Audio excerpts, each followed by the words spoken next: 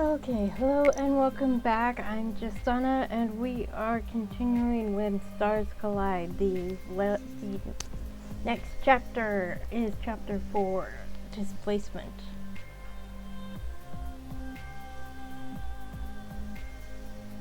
No, I don't want to. No! I don't want to watch someone else. I want to. Stop that.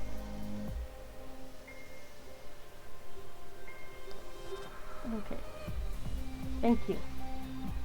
I want my dashboard. Thank you. There we go. Jeez. Okay. Alright, so yes, we are catching up on When Stars Collide. Next week we will be switching back to World of Warcraft. We'll be playing The War Within. I double checked, and the last World of Warcraft I played was Classic, so we're switching to The War Within. We'll be doing the endgame content for The War Within, and I've kind of been spoiled for the end results, but I'm not going to say anything. We'll see how far I get. Once we're caught up on The War Within, I will continue with Classic. I'll probably switch to alternating with a visual novel, and I actually have two in mind for what I'm gonna play when that happens. I have Stray Gods, which is a musical visual novel, if you will. I watched a streamer friend play it, and so I kind of know what the story is there. But I missed out on some of the content, and I didn't keep up with her VODs. So some of it will be a surprise. But there's a lot of voice actors that I'm familiar with doing Stray Gods. But there's also Changeling, also by Steamberry Studios. It's her first visual novel before Gilded Shadows. So I haven't decided yet which I'm going to do first. But for now, let's continue with When Stars Collide. Oh look, I was playing Asher. I started an Asher rep because I've decided I'm going to go ahead and romance Cav on stream. Just because he seems like such an asshole, but there's definitely a nicer... There's definitely more to him than that, you know. So I'm like, I want to see where that goes. So here we go, Displacement. I was sitting at a table with a data pad in front of me, reading over the contents. With a sigh, I pushed my hair out of my eyes, only to have it fall back in place over my forehead to partially obscure my view. Already hard at work? The day isn't even started yet, Lane. There is no day in space. So, what happened?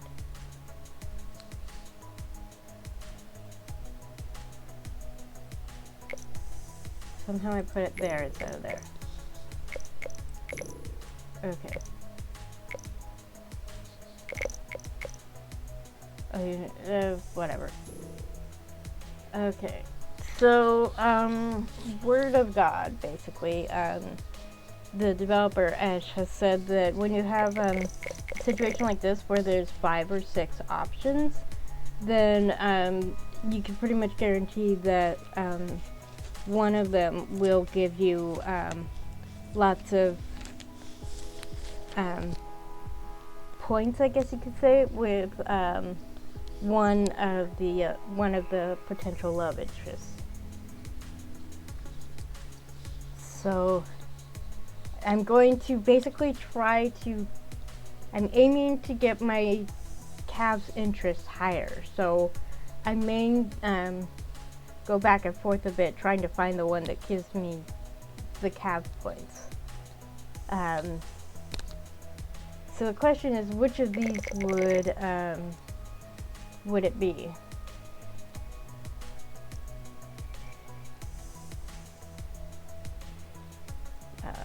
I'm thinking this would be a Daz,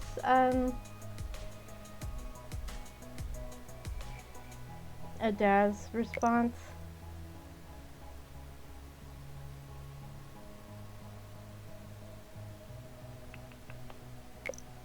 Let's go with this one. Oh, cool. I was right.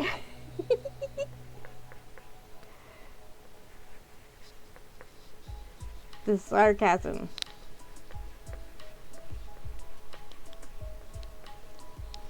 That depends on your point of reference. It stays somewhere.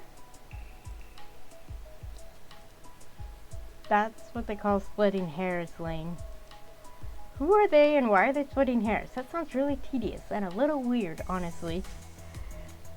I looked at the datapad, half covered my mouth as I smiled at him over the top of it. Huh, it's early to be giving our songbird a hard time, isn't it? How do you even know I was giving him a hard time when you can't hear me? I can hear him, and I see both of your expressions, you know. That's right. For the people who missed it last time, Cav is immune to telepathy. So, the main character can't sense him at all, and he can't hear when they say something telepathically. In any case, I'm curious what early you're referring to. What frame of reference? It's late somewhere. The perfect time for teasing, no doubt. The only relevant frame of reference is the one you're living in currently. There. Time is just a construct, so currently doesn't have a real meaning, you know? That's only true at a quantum level, or if you exist outside the construct of time. You may be a space wizard, but you're still sitting here on this ship. Now is only an abstraction in mathematics. Your consciousness, however, is not a mathematical abstraction. It experiences now as if it was a real thing. Therefore, I maintain that you exist currently, in our time frame, where it's early. He smirked at me as he passed the table. Don't think that kind of teasing works on me, Ildir. I'm way smarter than Asher is. I would argue that, but this conversation sounds way too annoying for me to want to participate in it. Anyway, early or not, probably better to get all those items sorted sooner rather than later anyway. I thought the same thing, unless it really is a cargo hold full of Valayan toasters. Which, while hilarious, seems unlikely. How's the organizing going so far, anyway? It's fine, just slow. There's a lot. I didn't realize how much you pulled out of there at first. I thought it was just a few Valayan crates. I didn't realize you'd filled up several of your own. And I hope you realize not all of it is Valayan. I did get the feeling that there were at least two distinct types of artifacts when we were loading it up. Wait, you're saying your people didn't leave all those things there? Someone else left some of them? It's difficult to say since I wasn't conscious during the process. It's always possible my father put artifacts from another culture there for some reason. Why would he do that, though? He is the sort of man that would put his daughter in a stasis cube, in a black hole. Don't expect me to be able to explain his motivations. I guess it could have been to throw off anyone who found it all, so they wouldn't immediately recognize it as Valayan. I forgot. Brain. I don't know where my brain is. I had a bad... Yesterday was long and it ended on a very crappy note, so don't mind me. Not that anyone else out there would immediately recognize him as Valayan in the first place. Some might. The important thing is that so far, as I expected, nothing appears to be overtly dangerous. I mean, it's unlikely my father would be leaving weapons of mass destruction behind with his sleeping daughter, but again, who knows with him? Define overtly dangerous, as in its original purpose is to destroy things. Because just about anything can be dangerous if misused, so I can't promise nothing in there has the potential to cause harm.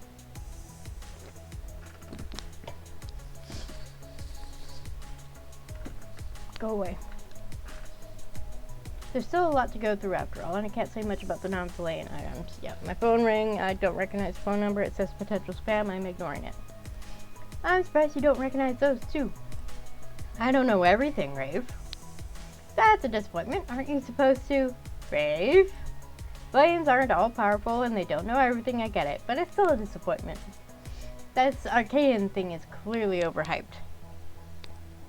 Here, here. Cav, this is your area of expertise. Shouldn't you be in there getting excited over this stuff with Lane and Daz and not agreeing with me? Why do I have to behave the way you want me to? Don't tell me what to do. The only thing I've ever told you not to do is be so damn weird. That's objectively not true. I thought you liked the truth. When have I ever told you what to do? I tune out their bickering and look back at Noel and Daz. Anyway, there are a lot of small items so far, Noel. Nothing particularly large or significant. What do you mean by small? I remember you mentioning environment suits before. Well, a medical scanner, for instance, small. If I can reconfigure it to work without my genetic signature, Laren could find it useful.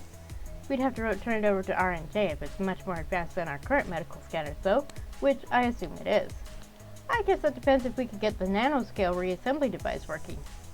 The what? That doesn't sound small or insignificant, Lane. Haven't you read the manifest we've made so far? Not yet, but it's sounding like I need to. I suppose it's somewhat significant. It's a device that can build and restructure matter into other matter using nanotech. Oh boy. Noel glanced Casway. He shrugged. I've heard of them. Nanotech can do some outrageous things. This one is like one of your food synthesizers, but it works on non-organic matter, building it or rebuilding it atom by atom, but that we could just print a second medical scanner, for instance.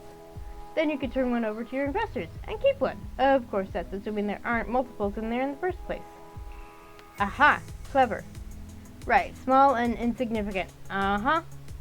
Impressed yet, Rafe? All powerful enough? Feeling the space goddess vibes yet? Should I go on? I leaned over and grinned at him, but he held a hand up, blocking my face from view, causing me to laugh. Ugh. Despite the laughter, I had to admit I was confused. Why leave a nanoscale replicator in there with me in the first place? That was so odd. The device was harmless on its own since it was too small to make anything all that dangerous, and it might not even be compatible with a non-Valayan power source. But if it could be reverse engineered, some of the scientific principles could be put to all sorts of uses. Its use of nanosystems put it leagues ahead of what most worlds had developed. My father wasn't exactly a renegade, but there had been times his ideals deviated from the rest of the Scion faction, so there was a part of me that wasn't surprised. But what was he planning? Joking aside, at this point it's anyone's guess how useful the rest of whatever is in there will be. Doesn't matter what it is if it can't be made to work. We still need time to fully categorize all of it all before we start thinking about what's going to become of it. I suppose that's true. In any case, getting it started will be for you and Daz to focus on for the time being. So what has everyone else got going on right now? Heading into orbit around a planet in a system we'd identified before we found you. It's a T-class super Terra with subtypes B, L2, and O. He paused, a slight frown crossing his face. You're familiar with the standard planetary classification system, right? It's been in use for well over 500 years. I'm familiar with it, yes. Terrestrial world, larger than Earth, life supported with plants and small animals, and a breathable atmosphere for species that require oxygen. At this point, it doesn't appear to include subtype 1, but our long-range scans may have missed something. We'll know more when we're in orbit. Any other habitable worlds in the system? Not at a glance. There are a few other T-class, all sub-Terran, maybe M1, and a couple of gas and ice giants. They may have habitable moons, but we'll have to check those manually. It's way too difficult to get good scans with the interference from their planets. I'm betting that large ice giant has several terrestrial worlds surrounding it. We'll have to see what they're like, though. I rested my hand on my chin, smiling a little as I listened to them discuss it. Either way, once it's charted, R&J can sell the claim to the star system to the guild community if it's unoccupied, unclaimed, and stable. They'll be the ones to look into it after we've done preliminary surveys. But, of course, we're going to check out the Super Terra to see if there's anything interesting there first, just in case, right? Of course, that's part of the job. We'll be looking for signs of a developing sapient species on any habitable worlds we find, too. There's a host of procedures to go through when charting a system with developing intelligence. If all goes well, we'll be heading down to the planet's surface in less than 12 hours. Just do me a favor and don't bring anything weird on board this time. Last time we got a little more than we bargained for.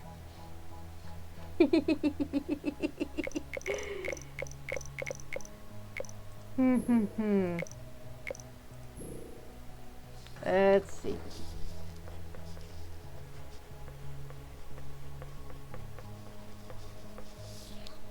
Yes, I did remember to keep my notes on what choices I made together with my other notes.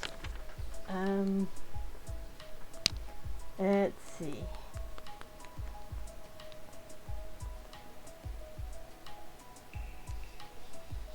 Hi!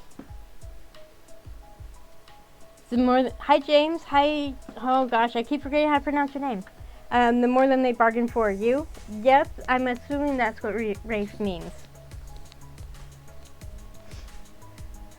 Bum. Thinking this one or this one are the ones they want.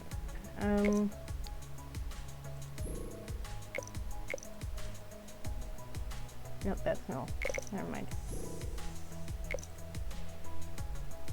Okay. I'm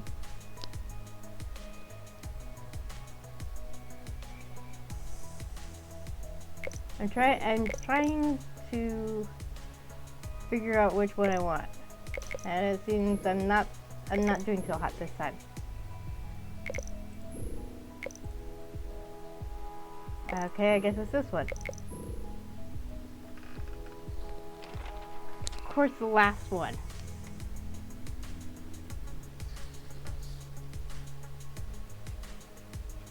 I guess good the first time around, not so good the second time around.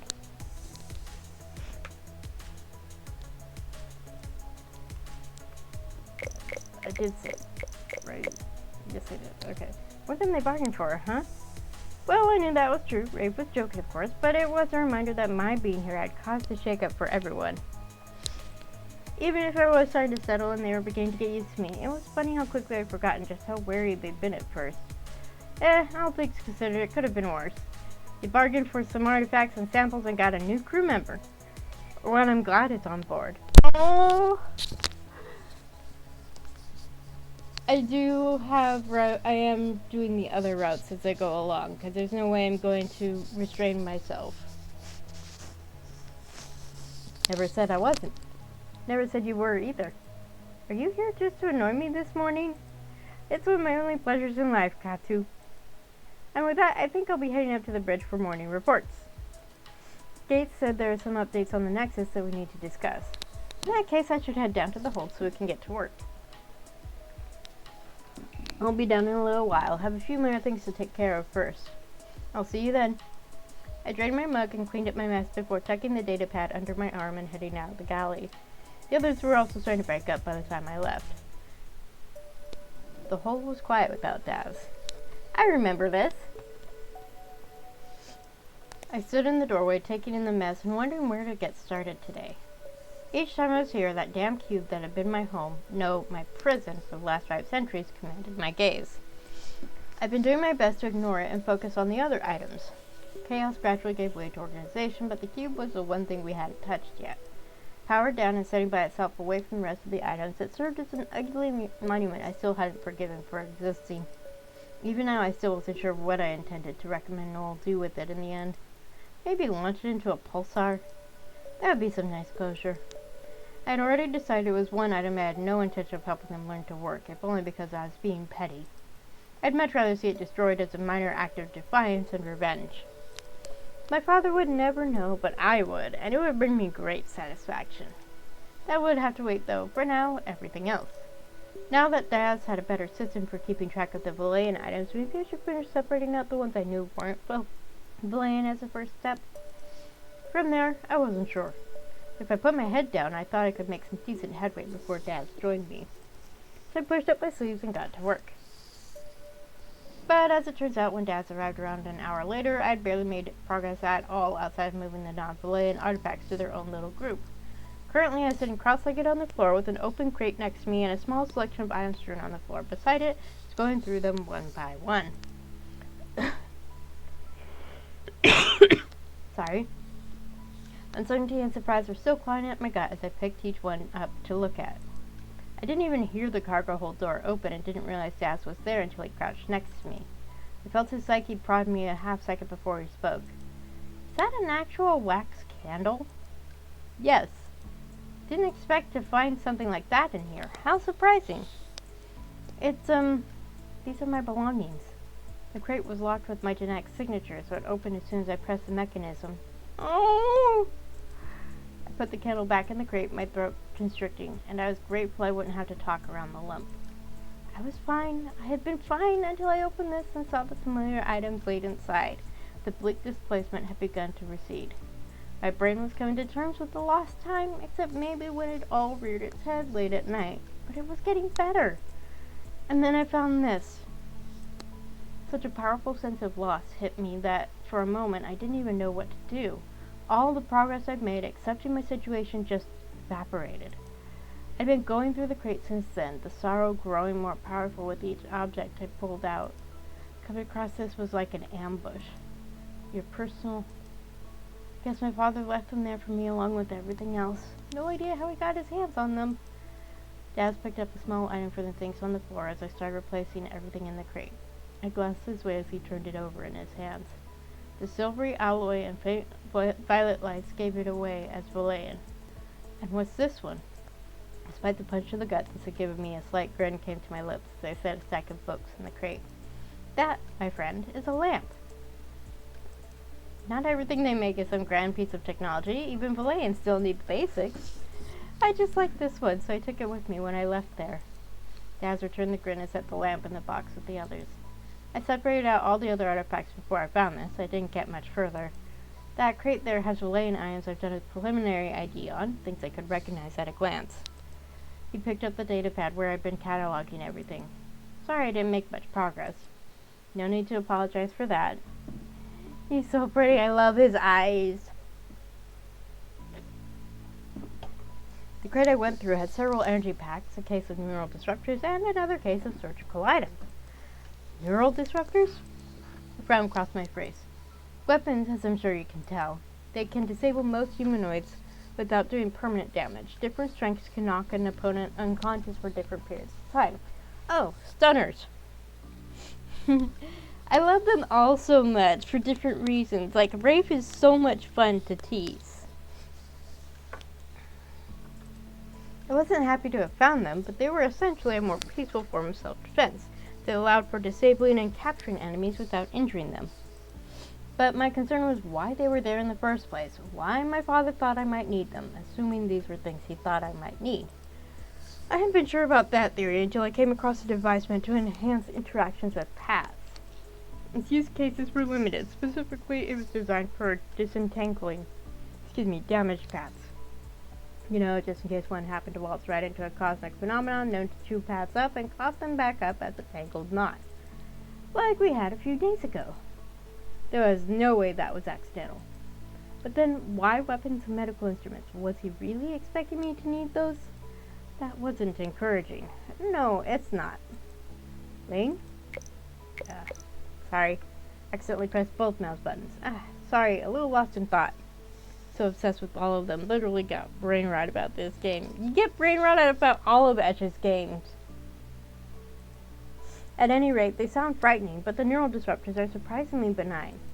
There was a Sathay's blade, which is decidedly less so.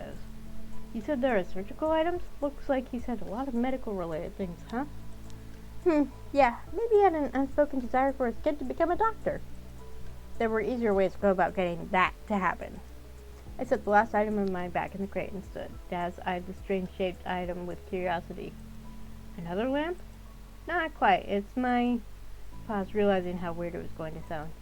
It's a pretty ubiquitous technology for Valayans, but for others, I gave him a sidelong look. Here's how he was going to react.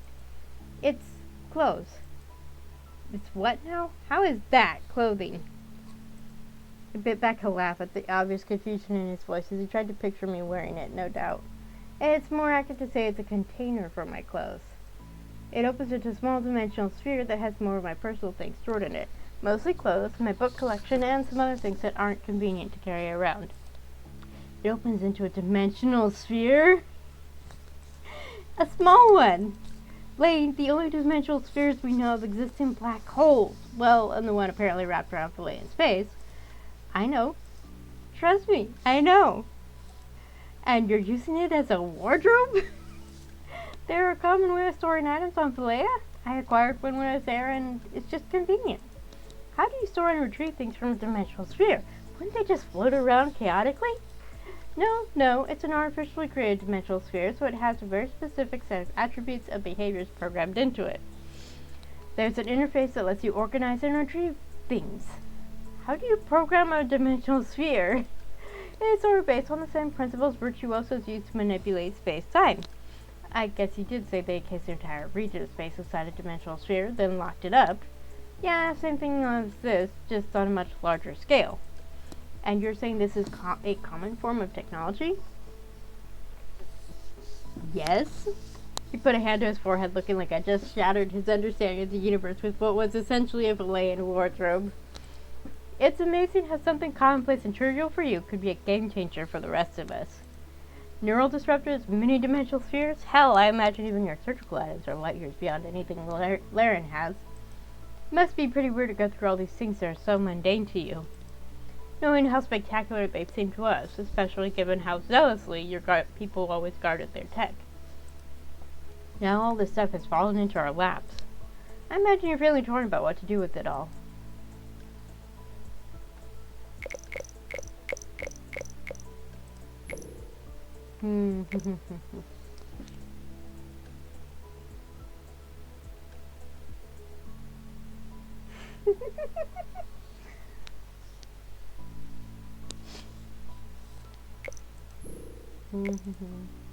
Ah, perfect.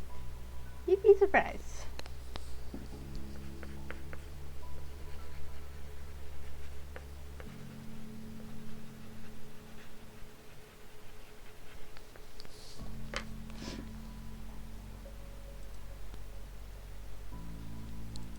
I'm pretty well determined to give it to you out of spite, and that would be if I felt some kind of claim of ownership in the first place, which I don't.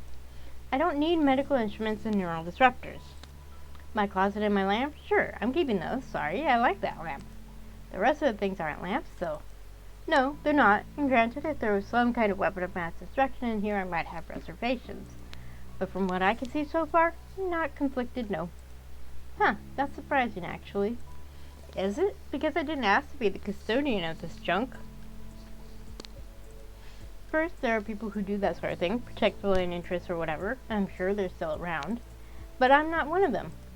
Second, my father left all this stuff there, surely knowing it would be found. He also knows my general opinions of his people, and he still left it all there with me. And third, even if none of that was true, I'm vindictive. Sometimes. And he knows that too. Ah, so this is revenge. It isn't much, but sometimes you take what you can get. Alright, fair enough.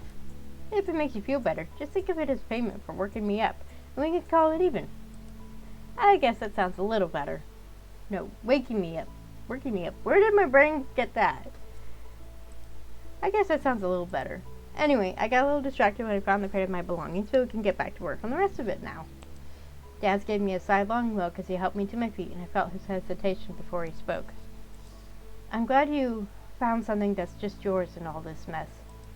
I'm sure it's comforting to have things that are familiar, things that belong to you. Oh, sweetheart! Comforting, Was it comforting? I wasn't sure. Especially when everything else is so unfamiliar. Yeah, but maybe everything being unfamiliar would have allowed for a clean cut, seeing these items drag me backwards towards the time I was trying so very hard to leave behind. Familiarity could be a comfort. It could also be a chain. I didn't want to shut down his attempt to encourage me by saying that, though. And either way, dwelling on it wouldn't help. I just wanted to be done with this job. Once we had everything cataloged, I could wash my hands of the things in this hold. And not look back. Come on, let's see if we can make a dent in all this. I'm sure we can if I don't have to stop and translate every bit of Valayan text for you today. No promises. I knew what that meant. I was just bracing myself for the endless questions. For the next couple of hours, Daz and I worked non-stop to go through the remaining artifacts. It was much faster with him typing what I told him as I identified the Valayan items. Anything I was unsure about, we set aside for a closer look later. There were relatively trivial things, a plasma torch, 2 power converters, muon batteries, and then the occasional less trivial things. A multi-spectrum meta-shield generator, among others, personal size, thank God. They'd fallen out of use as stealth tech for Valayan ships centuries ago in favor of dimensional phase shifting rather than scattering the electromagnetic spectrum. But to completely conceal an individual's presence, the MS-2 was more efficient. It was less of a physical strain on the body, anyway, but could still be reverse engineered for use on larger scales. By the right team, anyway, and since cloaking technology of that sort was still uncommon, it would be a valuable addition to the haul. Daz confirmed it when I explained what the item was. And again, I wondered, what exactly was in store for me going forward? I was starting to get a little paranoid about what Elion saw on my path, what he was expecting me to encounter. Now remember, when he put Lane in stasis, she said, "You stupid bastard." So yeah, she's really not pleased with him. I finished detailing the entry on this one, and handed the data pad back to Daz after including some information that was faster for me to input myself than to explain. In return, Daz pushed a somewhat large squarish item my way. Wait, is that what I think it is?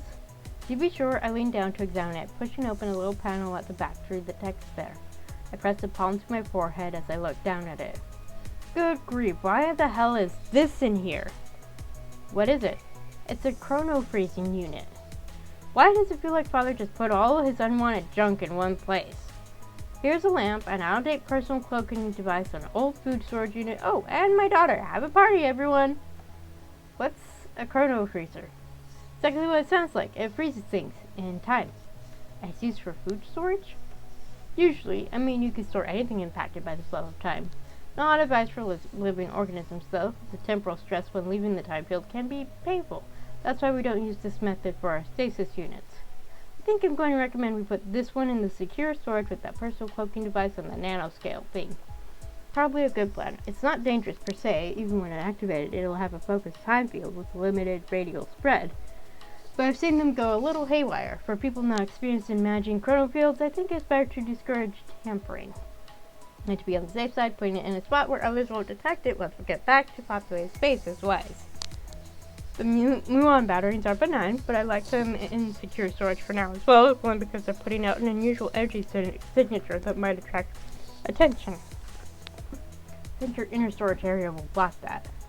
We wouldn't be able to block other ships for scanning us on the way in, and if they detected anything unusual, it could make the Ophelia a target. Best to avoid that. Yeah, absolutely. The inner storage had far more shielding to protect against it.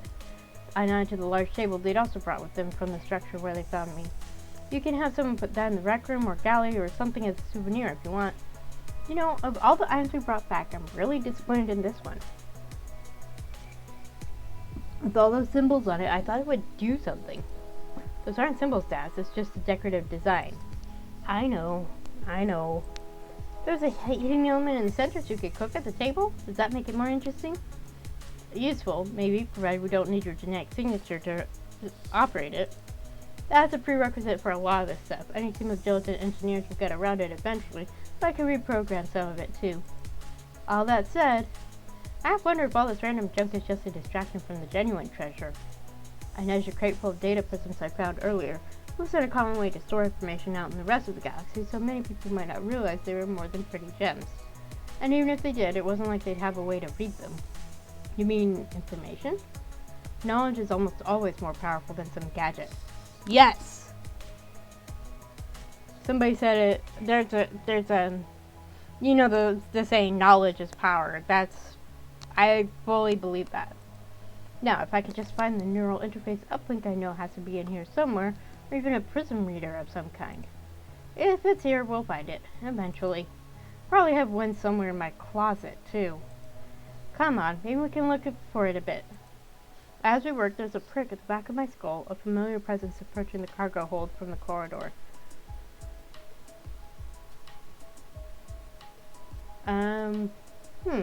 Interesting.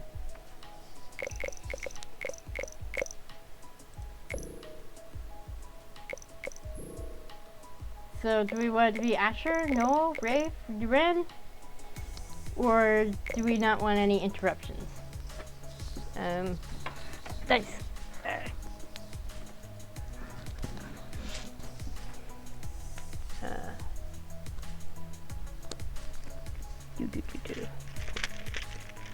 So basically we can have a nice chat with someone except for Cat. That's not. There we go. Okay. So I have my, no, wait. That's a D6. I want a D10. Those are D20s, that's not going to do me any good.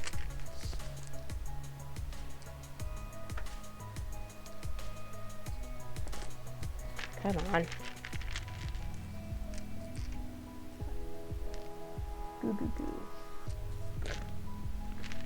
I will eventually find a D10. This is my game, not your game. But how did I know you were gonna say Daz? Okay, so I found a D10. So, wrong mouse. I have 2 mice. 1, 2, 3, 4, 5, 6, 7, 8, 9, 10. 2. No.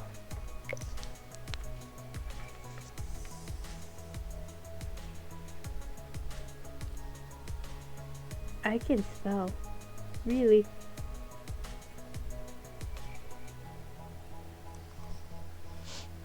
Really want to replay it so badly. I don't blame you. It was no. I realized his intent was to find us only seconds before the door slid open. He must be checking on our progress. Though it was surprising he'd come down personally.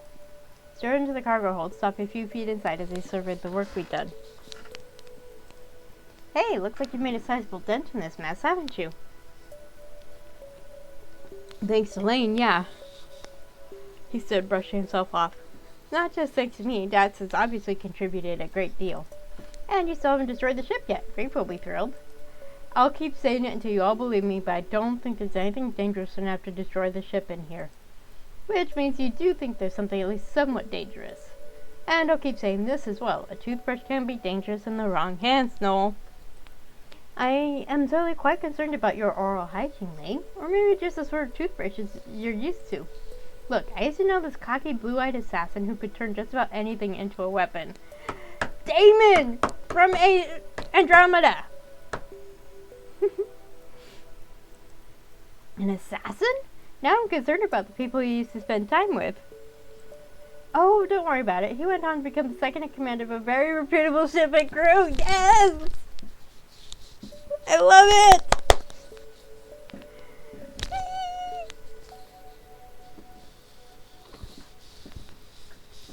Just let me be happy for a moment.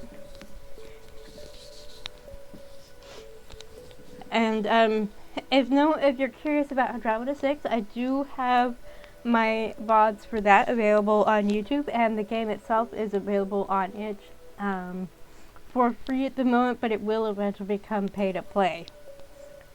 And for that one, you have 7 potential love interests, 2 women, 4 men, 5 men. And Damon is one of the options, and he could be a bit of an ass, but he's a real sweetheart underneath it.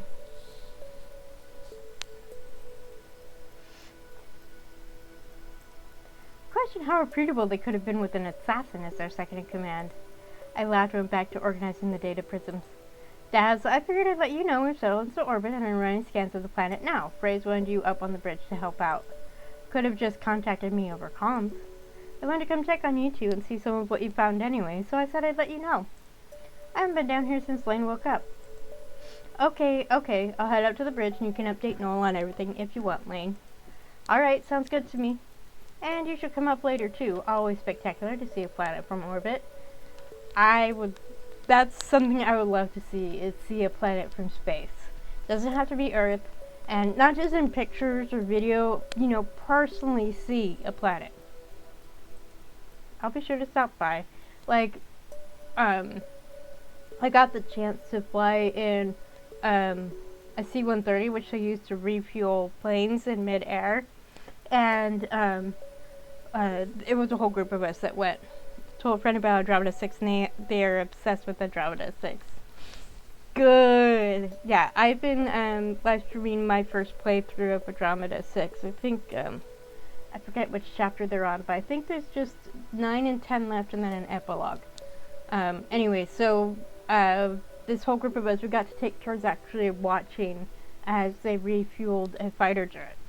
And then afterwards, when we were flying back to land, I just laid down there where the boom operator would be to operate the boom that was connected with the other plane.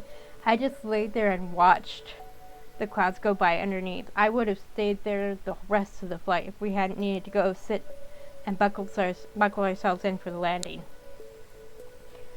So yes, I would love to see a planet from space. I'll be sure to stop by. He nodded and headed out into the corridor. Meanwhile, Noel came further in, eyeing some of the things we set aside for relocation to the secure storage. it's still going okay? So, it's still going okay. Well, as you said, we've not destroyed the ship with any overtly dangerous technology yet, so if we go by Rafe's definition of okay, I suppose so. Noel grinned as he sat on one of their large containers. Granted, most of us consider not destroying the ship to be a good thing, not just Rafe. I mean, same, generally not dying in a horrific way is a good thing. Jokes aside, if you stopped by because you wanted a little more information on what we've found so far, there's a pretty wide array of items here, so I'm not sure where to start. The container we were looking at a minute ago has some things that suggest moving to a secure place, but there are also some things I've maintained the crew might find useful, Laren in particular.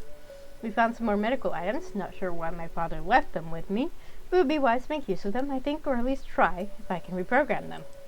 I'm looking forward to report on those, though I reckon I'll still feel obligated to turn them over to RNJ, I know, but except for the possibility of a working nanoscale device, maybe you could request that the crew get to benefit from keeping them? You'll have plenty of other things to turn over. Medical tech can benefit a lot of people, and the medical needs of this crew are negligible. I don't know that we need equipment as advanced as I'm assuming this is. You never know, Noel. I still feel that if we can get the nanoscale device up and running, we can just make another set. Though I don't suppose we can make another one of those, too. The nanoscale thing? The one we have is too small to produce another. We can print most of the components, so constructing a new one might be a problem. So like a 3D printer. Oh, actually, what? Did you think of something? Just an idea that may help with the compatibility issues between the Valayan items in your ship, but I need to run it by Rafe and see what he thinks. If it works, then at least getting the device functioning should be possible, theoretically. I can't wait to hear their reaction to that. Noel picked up the datapad Daz and I had been working with earlier. This is the list of items so far. Everything we've identified. What is a multi-spectrum meta-shield generator? It is a personal cloaking device. It makes you invisible. Personal, but it can be scaled up, I assume. If there are engineers smart enough to figure out how it works, of course it can be. He shook his head and let out a low whistle as he set the datapad back down, almost as if afraid of getting sucked into it when he didn't have enough time. There's nothing overtly dangerous, but the way some of this stuff can make waves is another type of dangerous. Absolutely. I've half a mind to drop it off and disappear again just so we can avoid the ensuing frenzy. I wouldn't object to frenzy avoiding for sure. Fortunately, most of the frenzy is going to be for RNJ to deal with once we're back, but still. Looking around the cargo hold, Noel finally made his way to the cube near the back. And what about this thing? What are your plans for it? I don't know. The part of me that's still bitter about all this wants to see it destroyed, if I'm being honest. Destroyed? You do? It's just me being petty. Looking at it still makes me angry. I don't think it's petty to want closure, Lane. You didn't get to say goodbye to anyone you knew. You can't have a sit down with your father. Maybe destroying this thing is the only way you have to feel like you can move on. I think that seems reasonable. How would we even go about doing it? Oh boy. There we go. I put my pencil somewhere else, and then I had to remember where I put it. Yeah, let's go with surprised.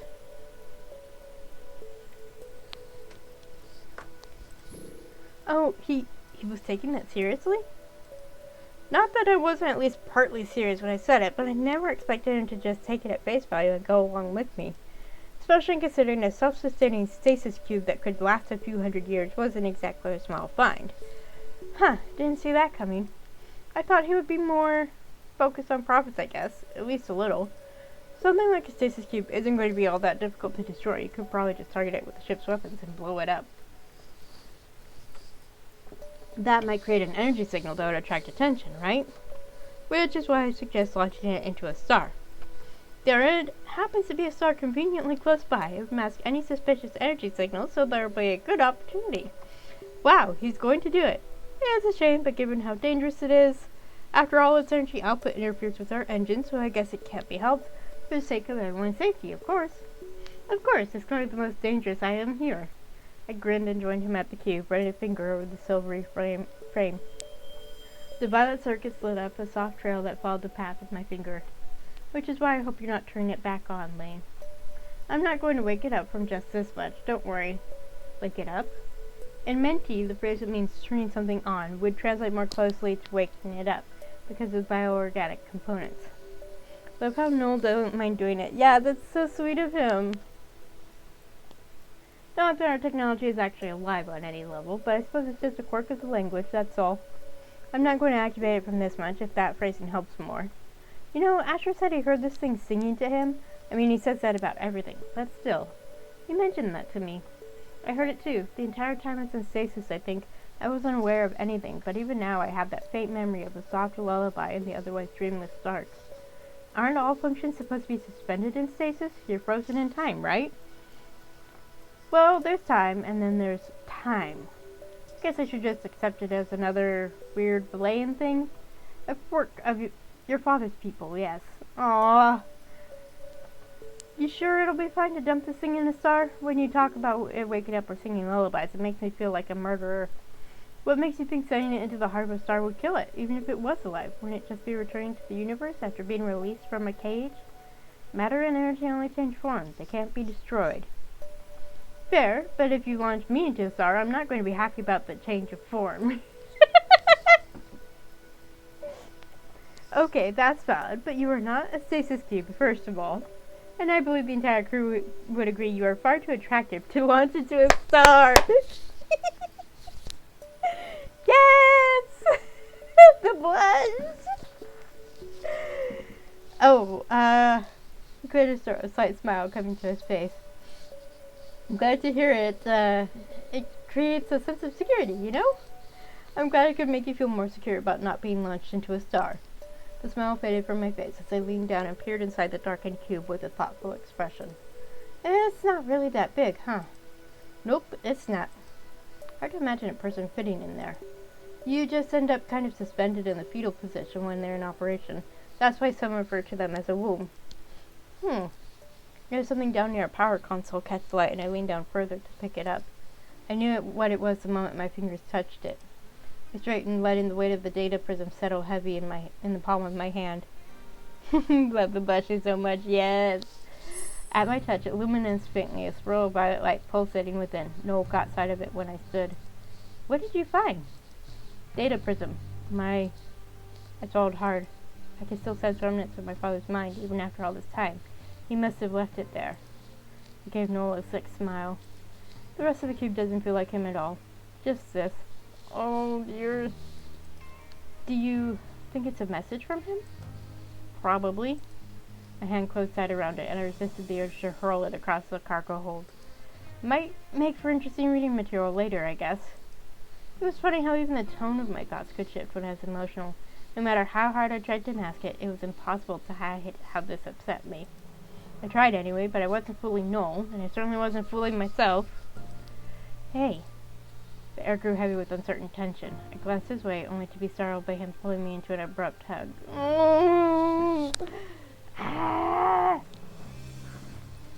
My body went stiff as the unexpected embrace and emotions enveloped me.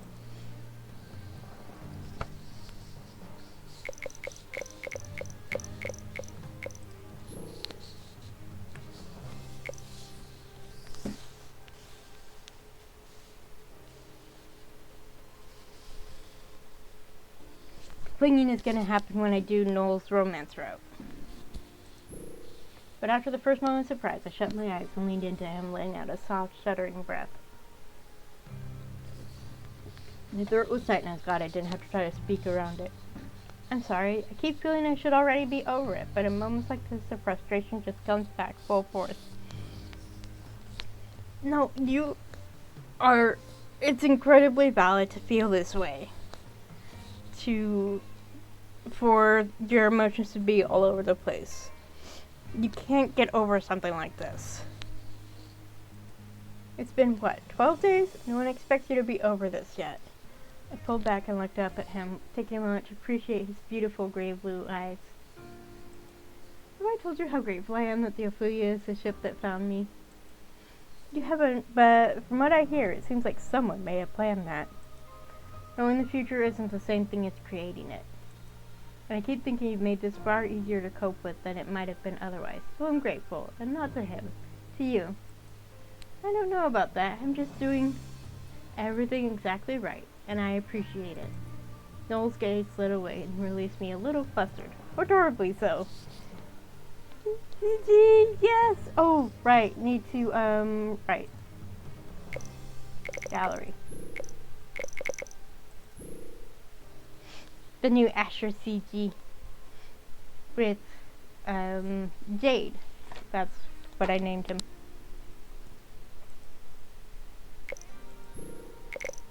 And then the new Daz CG. Looking quite handsome, must say. And then Cav.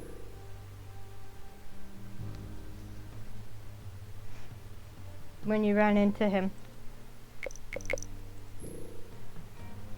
So handsome. They're all so handsome. And then No Pointy. Look at that tattoo sleeve. That's so cool. Totally fine and normal about all of them. Absolutely. I love Rave's freckles.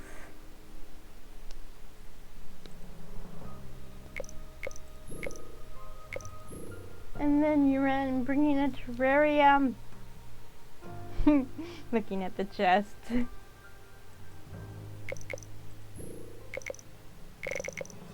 Okay, anyway, continuing. Well, I'm glad you think so.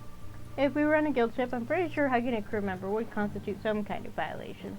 Then I'll continue to be grateful we're not on a guild ship.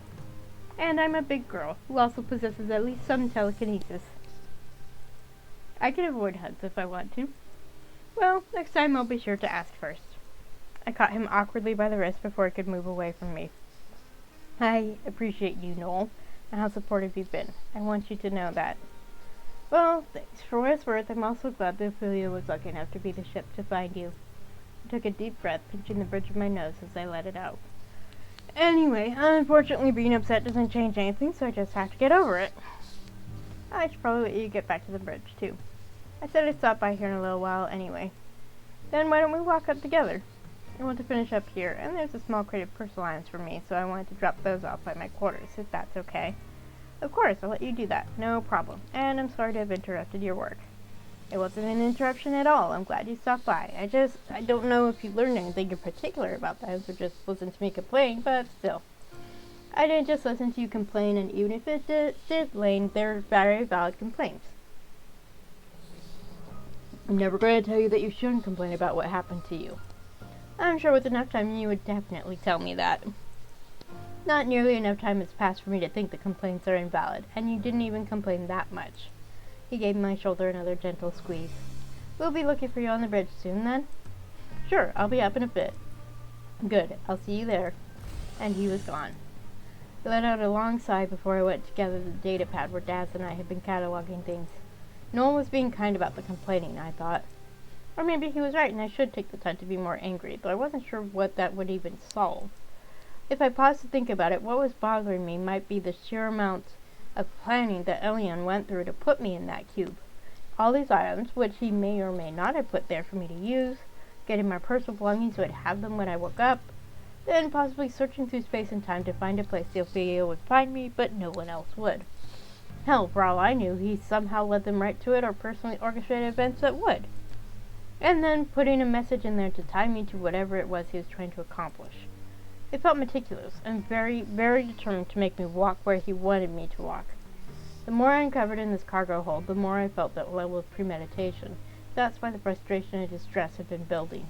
It was disappointing it boiled over when Noel was around to see it, but I smiled again, a little sadly this time, thinking about his attempt to comfort me. He really was a nice man. With the raspy groan, I grabbed my box of items so I could do as I said I would. I didn't want to think about this stupid cargo anymore today. Noel was right. It had only been a few days if we didn't count the dimensional loop time dilation. I still had plenty of time to come to terms with everything. One thing was certain, though. I'd be glad when we were finished with this for sure. Adrian found me curled on a sofa in the rec room with a handful of data prisms, a data pad, and a makeshift adapter.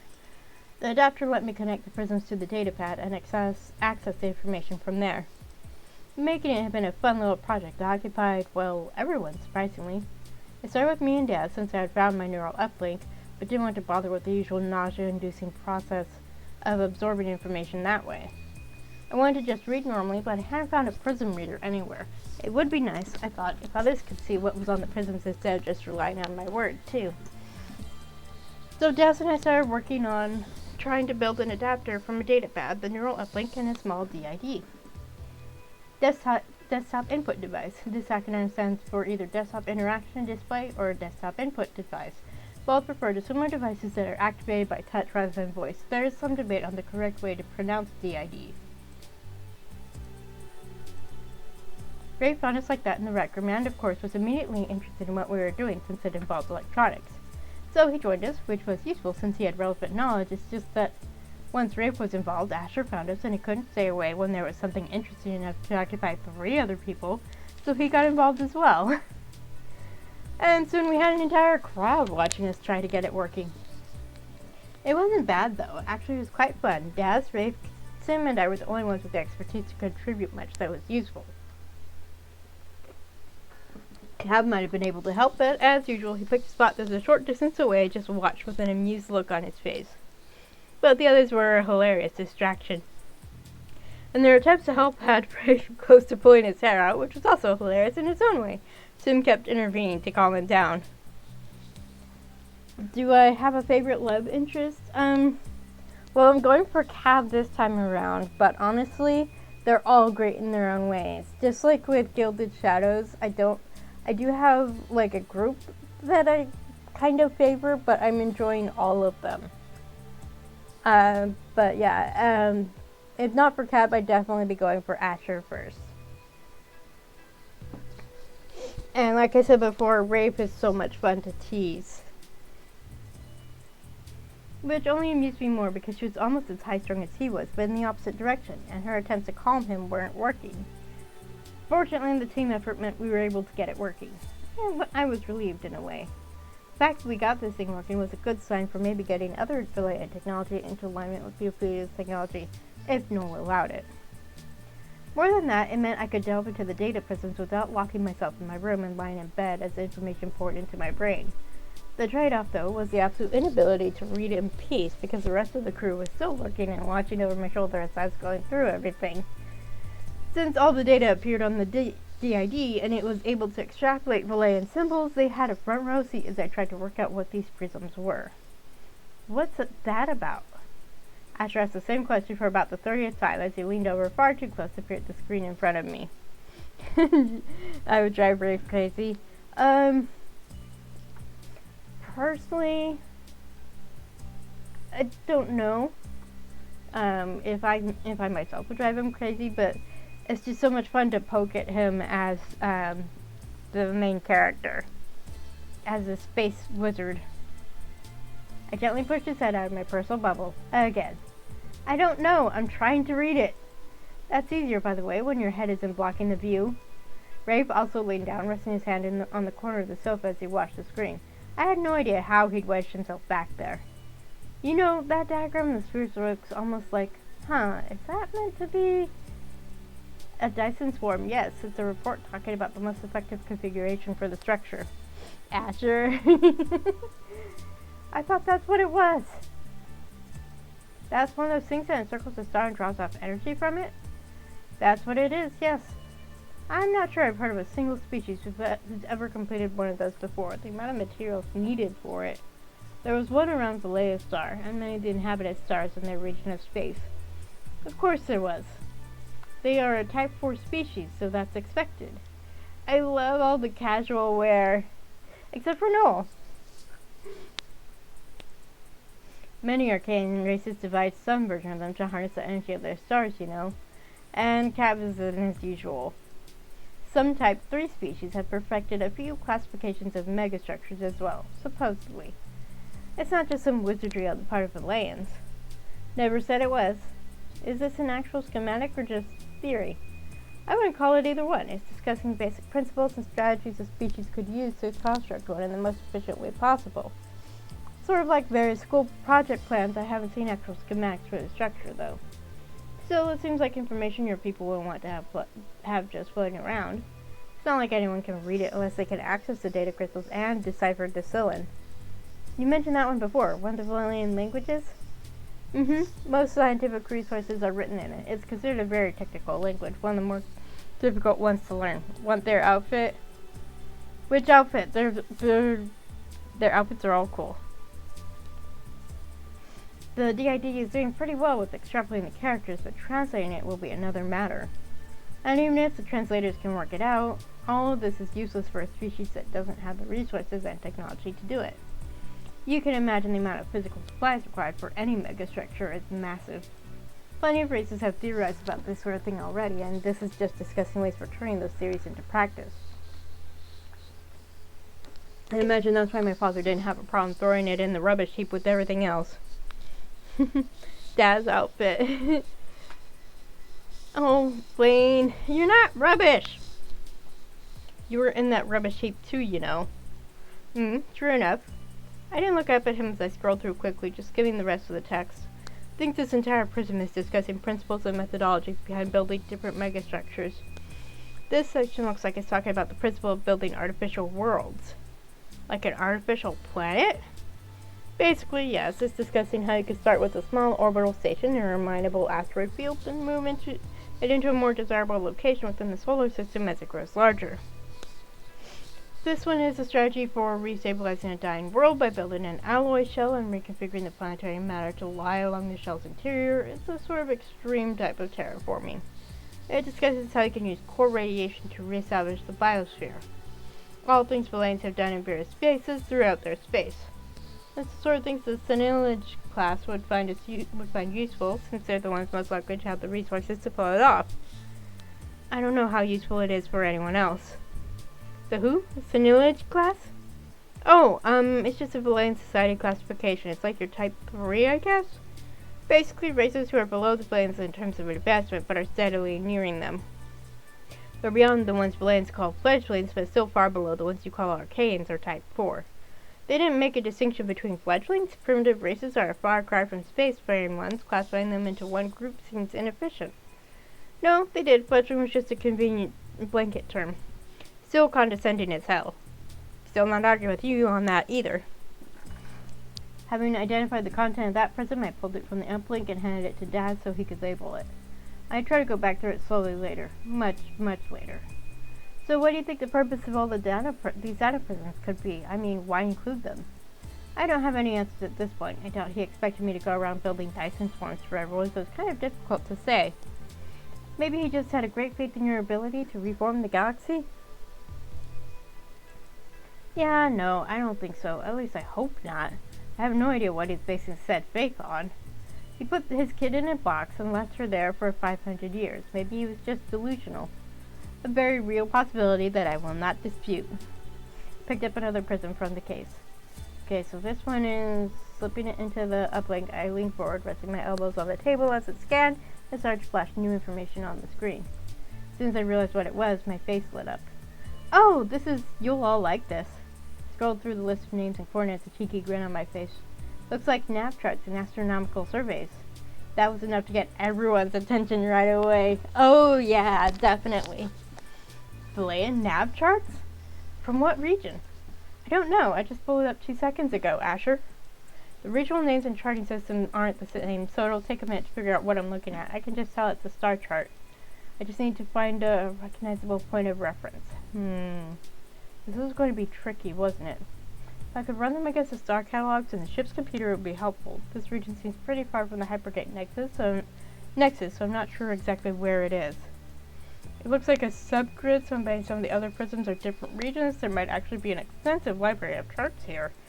That looks quite detailed, at least from what I can tell. It is. Each region has an attached report listing planets, black holes, micro wormholes, space anomalies, dangerous species, and their classifications. Everything. Looks like maybe known structures and things like that as well. Valenians had a long time to run surveys of this galaxy, so these might be some of the most comprehensive nav charts there are. It's not like they could cover every star system, but they got around, including into some remote regions that others have difficulty accessing due to the limitations of the gate system. Probably even more so now that quite a few of the far gate branches have shut down. Of course, it's 500 years out of date, but that's nothing in astronomical terms. Well, it's long enough for a number of species to have grown into a new category, or for stars to have gone nova. I pulled the prism out of the interface and put another one in, noting it also contained astronomical data. For now, we'll just number these. Once we can identify the regions relative to explored areas in our own charts, we can come up with a better system. Maybe we can find a way to feed those into the astrometric and kinematic database so we can overlay them onto our charts. That'll give us a much better idea of what we've got. It would be great to get some kind of translator to work out the details in those reports too. Our translation system should be able to work out the language if we have a big enough body of text to work with and even a few translatable words. Alright, I'll just go through the rest of the prisms and identify any of them with star data so we can set them aside for now. Anything not navigation related we can save for later examination. How's that? Sounds perfect. Working out an adapter to feed the information on these things into the main computer will be the next major project, I guess. Shouldn't be too hard since we already have a foundation to work from with this contraption we built to read the prisms. The bigger issue will be translation. Fortunately, you have a translator and linguistic specialist aboard, one who is particularly interested in this project. We can find some time to work on deciphering Desolin. I'm sure my father will love that I'm doing that. I don't know about your father, but I'll love it. I'd love it if I could learn all the alien languages you know or have access to, frankly. I can devote a little time to working on the adapter soon enough, if Noel isn't still determined to drag me down to the surface. I'd like everyone to get down to the surface sometime during our stay, set your feet on solid ground for a while, get some fresh air and sunlight. That includes you, Lane. I'd like to drop in and see it for sure. It looks beautiful from up here. Everything looks beautiful from far away, Katsu. It's not until you get up close you see all the dirt and grime. Well, thanks for that observation, Cab. Jeez. We had to upgrade it to a subclass 16 when Frace and I found some pretty old evidence of a prior civilization, so that's something else to look further into when we get down there. I told you that you'd find them. That you did. This is why I always appreciate your insights when we come across a new world to explore. Given the state of ecological succession, I estimate it's been at least 400 standard years since the fall of the civilization. There was barely anything left of those structures. Any idea what happened to them yet? Not yet. We'll get the lab working to construct a possible timeline of events. It's been so long, much evidence of what happened has been erased. There's not a whole lot left of whoever they were. We haven't found anything in the atmosphere that would give us a clue. There are a few deeper scans going from some drones in the upper atmosphere, so they may tell us something. For now, we're planning on heading down first thing in the morning for a preliminary survey. I'd like to plan on breaking into teams of 2 to have a look around. We'll be making a few trips over the next couple of days. We'll have a detailed weather forecast by morning and a list of promising sites to check out. As he kept talking about the planet, I continued going through the data prisms, popping each one in to see if it was another nav chart, then popping it out and saying inside to be labeled. Either most of the prisms were star charts, or I just managed to grab a handful of them this time around, because everyone I picked up appeared to be that.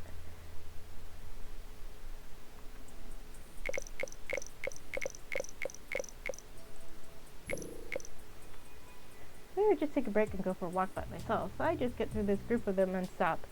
Tune the others out and keep working. Let's see, dice. Let the dice decide. I have a d6. 1, 2, 3, 4, 5, 6. 2 again. It's a different dice completely because the previous one was a d10.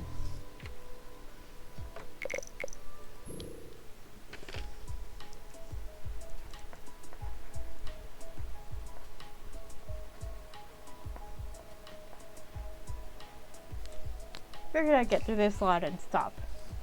As I worked, a hand swooped down covering the screen. I looked up with surprise, so I already knew who it was. Asher's grinning face came into view again. Come on, can't you put that away? You've been at it for a while now, and there's plenty of time to go through those things. You don't have to do it all tonight. I just wanted to finish this batch. He flopped back against the sofa, rolling his eyes as he stretched his legs out. Are you always this focused on work? Not always. I guess I just want to get it over with. This and everything relating to what's in the cargo hold. This is the rec room, though, for recreation, and I don't know how to tell you this, but you are not recreating very well. Therefore, keep focusing on work, I'm afraid I'm going to have to confiscate that device and force you to go for a walk or something. Is that a threat? I can't quite tell. A threat, a promise, hopefully more of a temptation. Okay, I'll put it down. Happy? Yes. Yes, though I'd be happier if you still wanted to go for a walk. Maybe to the observation deck or garden. Just the two of us for a while. I guess it couldn't hurt to get up and stretch my legs a little. And if I do that, then having some company wouldn't be the worst thing that's happened today. Asher grinned and got to his feet, holding out a hand. I took it, then switched the uplink off as I pulled myself up. You're looking a bit better than earlier. Feeling a little better, I guess. It's not that anything horrible happened, even finding that stupid maybe message. It's just that, you know how it is when you have something you'd like to leave behind? You can't really do it. You have to drag the past with you because it's always connected to where you are now. Asher, my love! He's a sweetie. You walk forward and the distance between you and those events grows. They fade into the mist at some point, though. It's not that they aren't there anymore, it's just they're far enough back you can sometimes forget. I want to be able to do that this time too, but it's not that easy. And even so, I can't do much but keep trying to walk forward. I appreciate you listening today. I'm sure you'll say I don't have to thank you for that, but you and I both know that's not true. Well, it's no problem. I'm always here to listen if you need it. I appreciate that, really. He just grinned and shrugged like usual as he led me to the observation deck, the garden, then back around. The usual route. And for a little while I pushed away thoughts of data prisms and navigation charts and everything else, and just enjoyed a quiet walk with good company. Sleeping. My body jerked and I jolted out of sleep, heart pounding as I stared at the ceiling overhead. For a moment dread crept over me until I realized I was in bed. With great effort I was able to shake off the feeling before paralysis set in. It was hours after my walk with Asher. I slept, but not for long. With a raspy groan, I sat up, still feeling like my breath was caught in my throat. Lights on. No response. I grimaced and ran a hand down my face. The computer was still having difficulty understanding and picking up my verbal speech, and the touchpad at the door was difficult to operate telekinetically, especially given my dodgy telekinetic skills when it came to precise things like that. Rafe was still working on design for a mechanism I could operate more easily. Or else he was just going to install another touchpad by the bed so it was near enough to reach. Either way, that was the least of my concerns. Desperate to ground myself, I threw the blankets off and stood, rubbing my hands up and down my arms to quiet the tingling sensation of having awakened from a nightmare. Shitty dreams. I had been in that cube again. Trapped but awake this time, pounding on the sides, my rasping screams feeling like they were shredding my throat as I begged to be set free. And beyond the walls of the cube I could hear time passing me by, seconds ticking past like echoing footsteps. No matter how I screamed, there was no one to hear. It didn't matter how little sense hearing time made in the dream. It was perfectly logical and perfectly horrifying. Absolutely. I let out a shaky breath and gave up my frantic pacing to get some water. At least I didn't wake up frozen in place this time. The sleep process was the worst. I shook my hands a few times before rubbing them together, scraping my nails against my palms just for the sensation of it. Anything to get me grounded back in reality. Pouring myself some water from the bottle on my bedside table, I lifted it to my lips, noticing my hand was still trembling. I set the glass down without drinking and stood for a minute, palms against the cool table. A chill crawled up my spine, and every hair in my arms and neck stood on end. My back went completely straight, breath catching in my throat again. There was a tickle at the back of my mind, someone's presence in my room with me. It wasn't like the horrifying presence during my hypnagogic hallucinations. This was real. A presence that was unfamiliar, distant, deep. It was like what I'd felt the other day in the corridor, like someone, or something, was watching. I whirled around, backing against the wall, and telling myself it was just as on edge from the dream. There was no one there, of course. How could there be? But somewhere, in the dark room, I could still feel them. My eyes darted from location to location, seeking them out. Who? My voice came out as a raspy croak. There was no response, but in one corner, in the deepest shadows of the room, there was a soft, pale gleam, like a pair of watchful eyes. No one could really be there, and I couldn't make out the form of a body. Maybe a thought projection? Ooh. I don't know.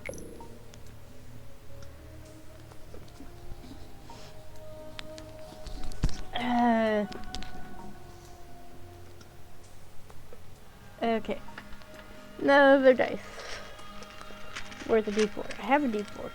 I have plenty of D4s. I just need to find them.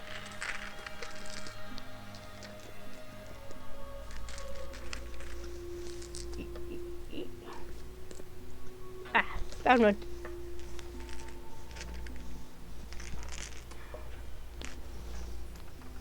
Okay. 1, 2, 3, 4. 4. Ice.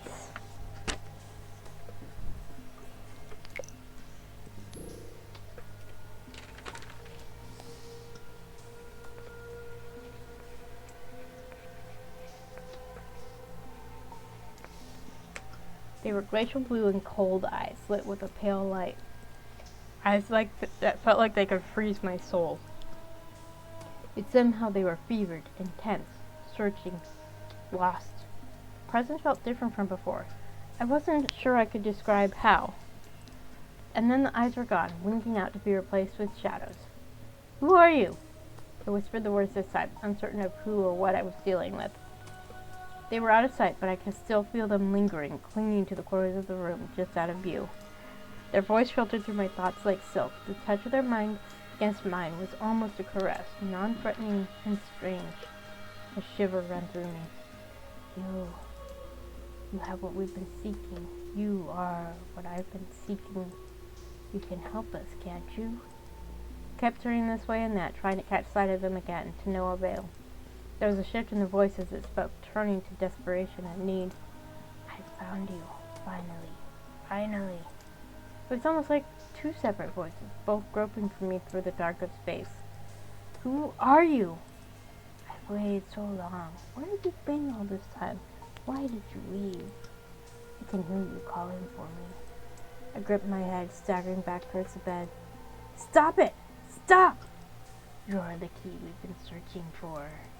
It was like the presence was right behind me. The whispers trailed up my spine, sending a shock through my body.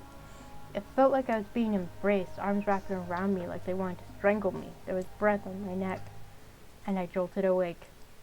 I glared at the ceiling, breathing hard. And there were no voices, no eyes in the dark, just me alone in my room waiting for another stupid dream. I struggled up again, flinging my blankets off as I rubbed that feeling off my neck. Lights on. No response. I flung a pillow uselessly at the door, but it flumped to the floor just beyond the foot of my bed. Starting to my feet, I made it to the far wall and fumbled for the touchpad, pressing my fingers against it wearily. Light flooded the room, painful and bright. I shielded my eyes as I tried to make out the numbers on the touchpad. They blinked up at me, a bleak and disappointing 0300. I rested my head against the wall. I tried to remind myself there was no morning in space, so the fact that it was 0300 was fine. My exhausted brain wasn't buying it. At least this time I was really awake. The cold bite of the floor, the wall, the sensations were sharpened with an edge of reality in a way that dreams were not. What kind of stupid dream was that, anyway? I blamed my father. This was all definitely his fault. I knew one thing. I wasn't going to be getting any more sleep after that.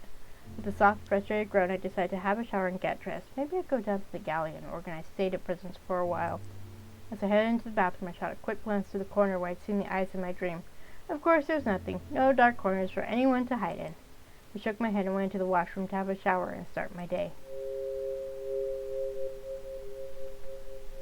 And that's it! Yay! Dun dun dun! So I am caught up! Yay! Now to go through that chapter for all the other routes. Okay.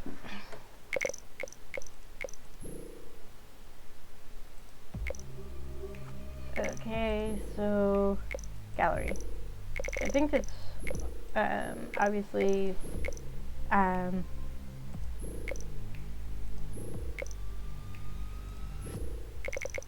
that's it. Okay. So excited for the next episode. Yes, me too. I'm looking forward to it. So we're caught up with When Stars Collide, so next week we're going back to World of Warcraft, as I said at the beginning of the stream. And then once there isn't more content for the War Within, then I will start playing. I haven't decided yet if I'm going to do Changeling or Stray Gods, and I do also have to get back to my Mass Effect playthrough. I've mentioned this before, I got a new laptop so I could actually play the new Dragon Age game. So I've installed the Mass Effect Legendary Edition on there. So that's also something to keep in mind, but I kind of missed doing visual novels. So we'll probably get through at least Stray Gods and Changeling, and then I'll figure out what I'm gonna do after that. But World of Warcraft Classic is gonna take a while because I'm still in Outland. So thank you all for joining me, for watching. If you're watching on YouTube, please like, share, comment, subscribe, all that fun stuff. Drink water, eat food, stay cool if it's warm, stay warm if it's hot, and just have a good week. Bye!